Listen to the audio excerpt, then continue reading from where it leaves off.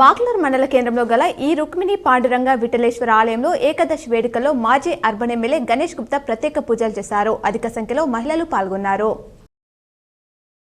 రాష్ట్ర ప్రజలకు సీఎం రేవంత్ రెడ్డి ఏకాదశి శుభాకాంక్షలు తెలియజేశారు. వారి జీవితాల్లో సుఖ సంతోషాలు సకల శుభాలు కలగాలని ప్రార్థించారు. ప్రభుత్వం తీసుకున్న రూపాయలు 2 లక్షల రుణమాఫీ నిర్ణయంతో రైతు కుటుంబాలని రుణ విముక్తి పొందాలని ఆకాంక్షించారు.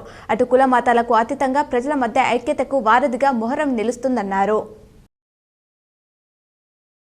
రాష్ట్రంలో రేపటి నుంచి 3 రోజుల పాటు అతి భారీ వర్షాలు పడతాయని వాతావరణ శాఖ ప్రకటించింది. రేపు ఎల్లుండి ఆదిలాబాద్, ఆసిఫాబాద్, మంచిర్యాల, కరీంనగర్, పెద్దపల్లి, భూపాలపల్లి, ములుగు, భద్రాద్రి, ఖమ్మం, మహబూబానగర్, నిజామాబాద్, నిర్మల్, హన్మకొండ, సిద్దిపేట్, నారాయణపేట్, జగిత్యాల, సూర్యాపేట తదితర జిల్లాల్లో భారీ నుంచి అతి భారీ వర్షాలు కురిసే ఛాన్స్ ఉందని పేర్కొంది.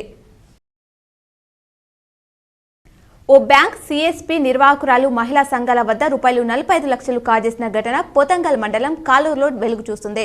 సిఎస్పీగా పనిచేస్తున్న సంధ్య 40 మహిళా సంఘాలకు చెందిన నగదును బ్యాంకులో జమ చేసేది.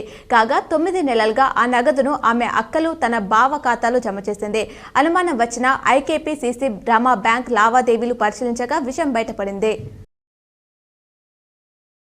నిజామాబాద్లో ఓ యువకుడు దారుణ హత్యకు గురయ్యాడు. ఈ ఘటన బుధవారం తెల్లవారుజామున వెలుగు చూసింది. వినాయక్ నగర్లోని ఓ టీ హోటల్లో ముందు యువకుడు రక్తపు మడుగులో చనిపోయి ఉండడాన్ని హోటల్ యాజమాని గుర్తించి పోలీసులకు సమాచారం అందించాడు. 4వ టౌన్ పోలీసులు నగర సీఐ నరహరి అక్కడికి చేరుకుని వివరాలు సేకరించారు. కామారెడ్డి పట్టణంలోని సమన్విత హాస్పిటల్లో అక్రమ కార్యకలాపాలు జరుగుతున్నందున లింగ నిర్ధారణ పరీక్షలు, అబార్షన్లు చేసినట్లు వచ్చిన సమాచారం మేరకు పీసీపీఎన్టీటీ యాక్ట్ నిబంధనల ప్రకారం జిల్లా వైద్య మరియు ఆరోగ్య శాఖ వారు ఆసుపత్రిని మూసివేయమని నోటీస్ జారీ చేసి ఆసుపత్రికి సీల్ వేశారు.